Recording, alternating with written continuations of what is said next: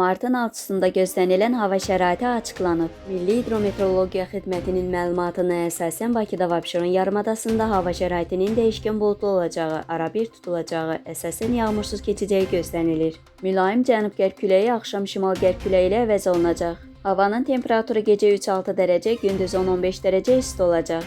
Atmosfer təzyiqi 763 mm civə sütunundan 759 mm civə sütununa enəcək. Nisbi rütubət gecə 70-75%, gündüz 45-50% təşkil edəcək.